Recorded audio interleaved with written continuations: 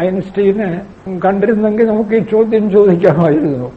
കാലവും ദേശവും അങ്ങനെ കുറഞ്ഞ് കാലം കുറഞ്ഞപ്പോൾ ദേശം കുറഞ്ഞു, ദേശം കുറഞ്ഞപ്പോൾ കാലം കുറഞ്ഞു, കുറയുന്നതാണെങ്കിൽ ഇത് രണ്ടും കുറഞ്ഞ് ഒരു പോയിന്റിലെത്തും. അപ്പോൾ കാലവുമില്ല ദേശവുമില്ല, കുറഞ്ഞു ഒരു പോയിന്റിലെത്തി. ഏതാണ് ആ പോയിന്റ്? അതാണ് ബോധം, കോൺഷ്യസ്നെസ്. ആ പോയിന്റിലെത്തിയാൽ ബോധം മാത്രം, കാലവുമില്ല ദേശവുമില്ല.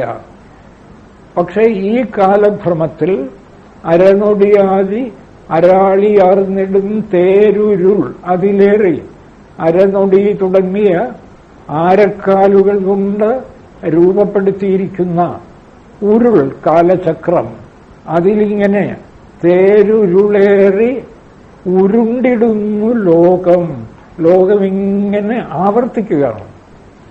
ചക്രം ഉരുളുക എന്ന് വെച്ചാൽ ആവർത്തനം. സകല സൃഷ്ടിയും ആവർത്തനമാണ്. പഴയ ഒരു ക്യാൻവാസിന് വരക്കും പോലെ ഒരു ക്യാൻവാസിൽ പടങ്ങൾ വരച്ചു വെച്ചിട്ടുണ്ട്.